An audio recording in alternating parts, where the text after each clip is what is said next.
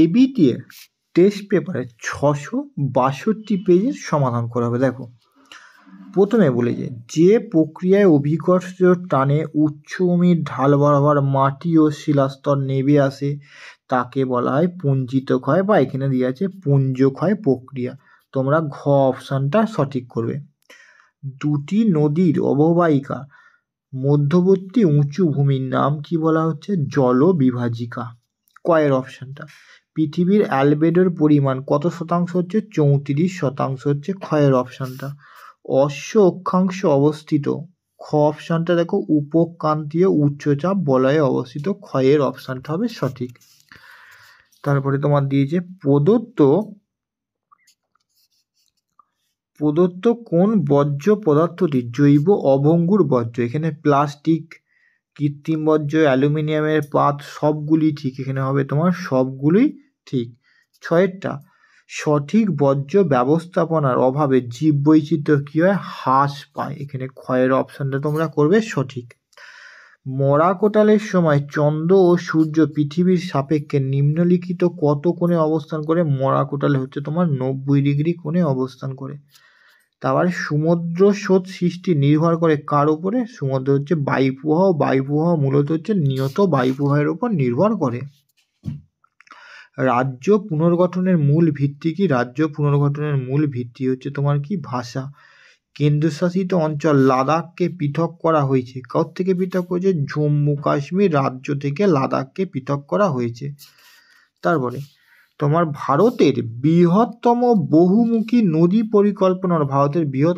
পরিকল্পনার শতদ্রু নদীর উপর অবস্থিত ভাকরা নাগাল হচ্ছে ভারতের বৃহত্তম নদী পরিকল্পনা।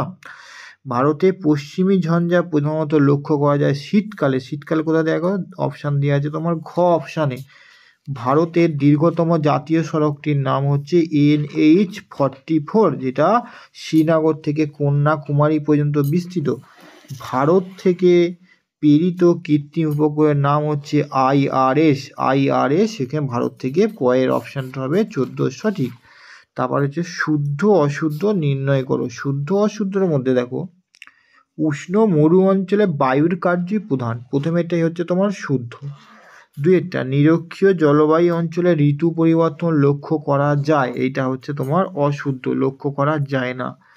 তরল বর্জ্য বৃদ্ধির ফলে ভৌম জলে দূষণ ঘটে, এটা হচ্ছে তোমার শুদ্ধ। ভারতের একটি বনজ ভিত্তিক শিল্প হলো কাগজ শিল্প, এটাও তোমার হচ্ছে শুদ্ধ। ভারতের আরাবল্লী একটি নবীন ভঙ্গিল পর্বত, এটা অশুদ্ধ, এটা প্রাচীন হলে ঠিক হতো। পেট্রোকেমিক্যাল শিল্পকে আধুনিক শিল্প দানব বলা হয়, এটাও তোমার শুদ্ধ। উপগ্রহ চিত্রে লাল বর্ণের রেখা দ্বারা সড়ক পথ দেখানো হয়, এইটাও তোমার হচ্ছে অশুদ্ধ। লাল বর্ণের দ্বারা মূলত তোমার কি দেখানো হয়? লাল বর্ণের দ্বারা দেখানো হয় স্বাভাবিক উদ্ভিদ তোমার লক্ষ্য দেখানো হয়ে থাকে। তারপরে শূন্য স্থান পূরণ করতে বলেছে। পার্বত্য প্রভাবে নদীর অবঘর্ষণের শীর্ষ গর্তগুলোকে বলা হয় মন্থকূপ।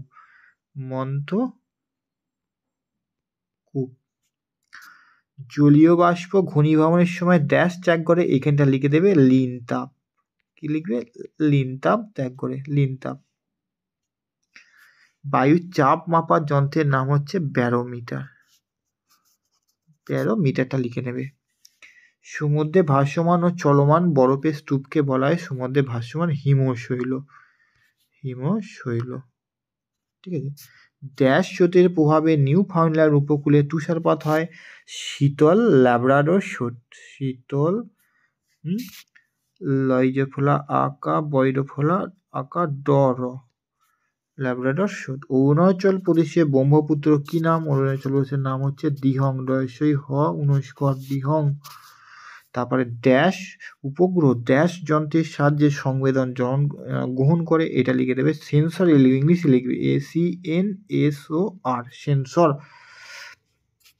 এবারে দুটি বা একটি শব্দে উত্তর দাও, দুটি বা একটি শব্দে। ফার্স্টে প্রথমে এটা দিয়েছে দেখো, বায়ুপ্রবাহের সমান্তরালে সৃষ্ট বালিয়াড়িগুলোকে বলা হয় শিব বালিয়াড়ি, দন্তস্বই ফ এক একটা। দুই একটা বায়ুর মণ্ডলের সর্বনিম্ন স্তরের নাম কি? বায়ুমণ্ডলের সর্বনিম্ন স্তরের নাম হচ্ছে ট্রপোস্ফিয়ার। ঠিক আছে। একটি গ্রিনহাউস গ্যাসের নাম কার্বন ডাইঅক্সাইড CO2 করে দেবে। চারেরটা পৌরসভার বর্জ্যের উদাহরণ স্বাস্থ্যকেন্দ্র, নার্সিংহোম হতে পারে, হসপিটাল থেকে রক্তমাখা ব্যান্ডেজ বা তুলো, ইঞ্জেকশনের সিরিঞ্জ যে কোনো একটা লিখে দেবে তুমি।